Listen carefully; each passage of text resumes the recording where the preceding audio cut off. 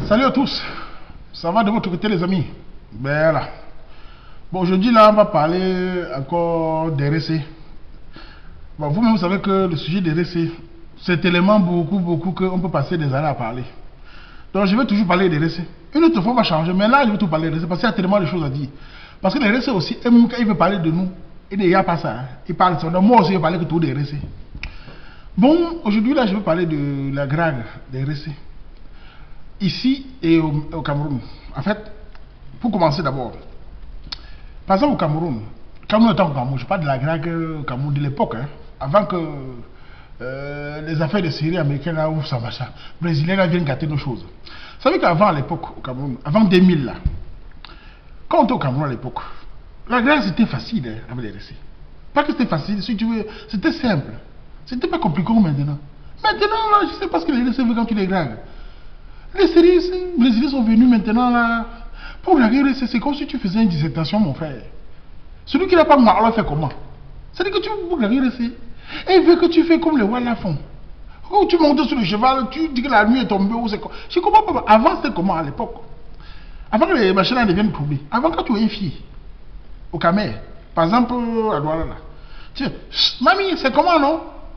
Même si ça l'énervait, ça arrêtait, elle te regardait. Si tu le plaisais un peu, elle disait ça va bien. Et puis tu parlais et après vous allez prendre un verre. C'était facile, il n'y avait pas qu'elle s'énervait pas. Elle ne disait pas que ah tu as pu appeler si pourquoi. Maintenant là, ouais, appelle-le si tu vas voir. Elle va t'insulter, hein, villageois. Hein, il n'évolue même pas. Tout ça pourquoi? Parce qu'elle a vu les séries, les films que les gens là, les Brésiliens pompent au Cameroun avec les maris, Mao, c'est des histoires là. Donc maintenant là, je sais plus, c'est fini ça, la Grague d'avant là. Alors que, voilà, pour expliquer, il y a un truc que je voulais parler là. Vous savez, à l'époque au Cameroun, il y avait plusieurs types de gragueurs. D'abord, les enfants de Mouna Tétété, on le sait tous, ils savent pas graguer. Parce qu'ils ont d'abord les moyens, ils ont la voiture, les parents ont les deux, ils ont les belles maisons. Donc, normalement, les gragues viennent vers eux seulement. Donc, ils sont très faibles en drague. Parce qu'à la base, ils sont dans la barrière. Alors que les Mouna de Waman, comme les nous là, où les parents n'ont pas les deux et tu n'as pas les moyens, quoi. Donc, on était obligé de développer le topo. Ce qui fait qu'il y a un truc qui est très.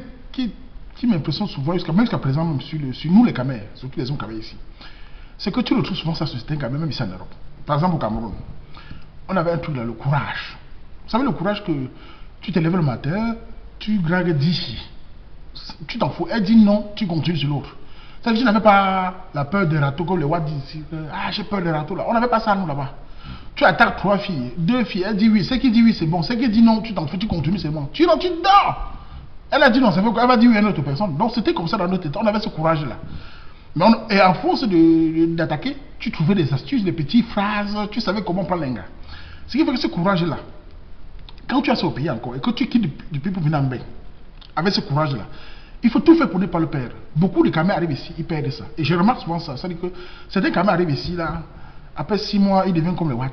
C'est-à-dire qu'ils commencent à avoir peur. Ils voient un gars en route. Tu dis, gars, attends, non? Il dit, gars, les gens sont à côté. Hein. Parce qu'il a perdu le courage d'avant. Un Waman qui a toujours gardé ça. Même s'il y a 40 personnes à côté, le gars vient, il parle à la Watt ou à n'importe qui.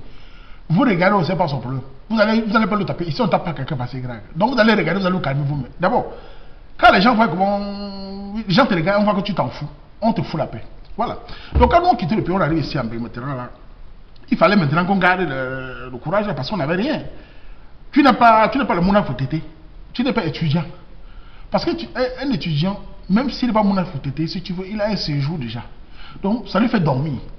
Donc ça lui fait oublier certaines choses. Celui qui n'a pas de séjour, il est obligé d'attaquer de tous les côtés pour pouvoir changer son statut parce que c'est pas évident.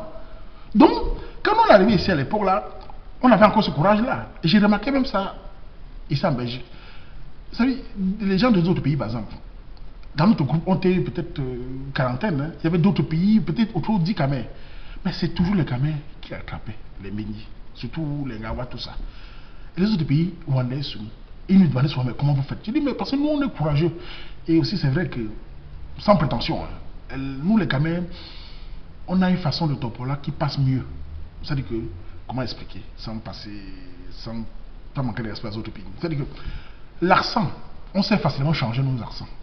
Et parfois, le Watt, quand tu te poses Watt avec ton accent que tu as changé, il ne doit pas vite d'où tu viens. Même si non, elle sent que quand même, Tu topos mieux que d'autres. Alors que d'autres, même s'ils sont school, ils ont toujours les façons de topo là, comme des chasseurs de rats. Toujours avec les R, donc ça sonne mal. Et ils n'ont pas l'habitude de vraiment qu'on a au pays. C'est-à-dire que, par exemple, un exemple simple. Quand nous on attaquait les gars, par exemple les Ngawat, on allait dans la grecque normale, sans par exemple demander tu es marié, tout ça. Alors d'autres pays ici, qui n'ont pas le même topo là, tu vois un jour, ils voient un gars là, Banzé, comment ça va? Après, il commence à dire, tu es marié, tu es jolie, hein? La gars est brusquée, elle est gênée. Mais nous, je dis nous parce que je vois, parce que moi, je vois beaucoup de caméras faisaient, on avait le même système. On ne demandait pas ça. On essayait d'entrer dans leur système, on parlait de leur culture, on parlait des fleurs, même si on s'en fout des fleurs. On allait dans un musée, on regarde le tableau, même si on s'en fout du tableau. La Ouad demande, une fois, Ouad nous a demandé, m'a demandé à moi, le tableau vous plaît? Dans le modèle, j'ai dit oui, il dégage une belle âme.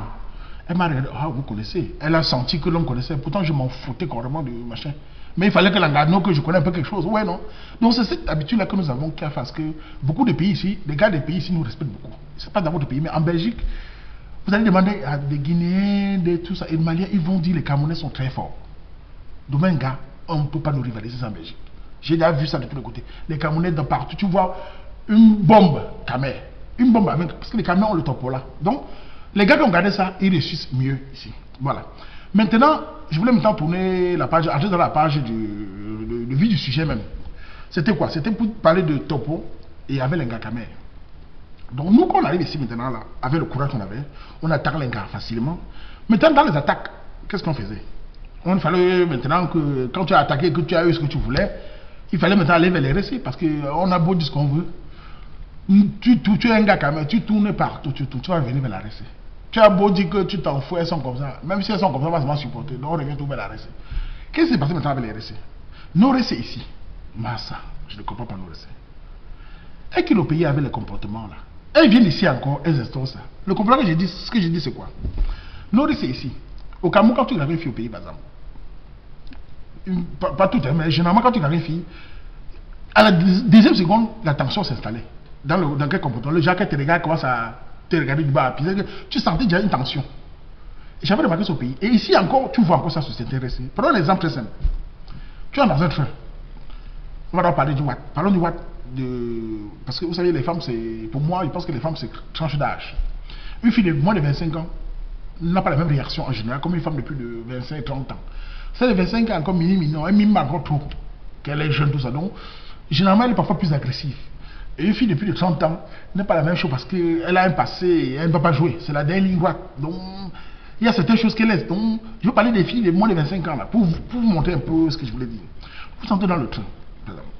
On va prendre une gawat et une gars noir. C'est pas pour dire que les gawats sont mieux, mais c'est pour donner un exemple. Tu trouves une gawat de 25 ans, potable, hein, pas les grumiers là. Parce que c'est une grumier, on va dire oui, mais une potable. Tu es dans le train, elle est assise. La première des choses, pour un attaquant, parce que les attaquants, il faut trouver une phrase d'approche. En face, il y a la place. Normalement, tu peux t'asseoir sans lui demander. Un attaquant, il entre, il dit bonjour, mademoiselle. Elle dit bonjour. Il se tout dit est-ce que je peux? Où je peux? La fille, généralement, elle dit je vous en prie, asseyez-vous. Oui, je vous en prie, asseyez-vous. Tu dis merci, tu t'en sors. Maintenant, tu commences maintenant à parler. Si la gawat sent que, tu sens qu'elle prend le livre, ça veut dire qu'elle ne veut pas. Mais ce qu'il veut, tu cherches une phrase sur la neige, sur la météo, et tu t'en pas. Même si elle ne veut pas, elle ne t'agresse pas. Elle te regarde dans les yeux. Ça, c'est d'abord comment ça se passe ici. Maintenant, trouvons la même recette dans le même système. Même âge, potable, assise là.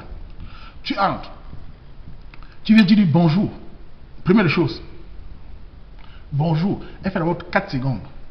Elle te regarde du haut en bas. Ce qui n'est même. Elle te regarde. Si tu n'as pas mis les vestes Louis Vuitton, c'est quoi là? Là, tu es cuit. Si tu es habillé, par exemple, avec ça. Oui. Elle te regarde comme ça. Tu t'assois. En fait de t'asseoir, tu fais comme la voiture, tu dis je peux. Elle fait. Si vous voulez, hein, tu sens qu'elle est mon frère. C'est-à-dire la tension est là. Vous voyez comment ce que nous ressentons.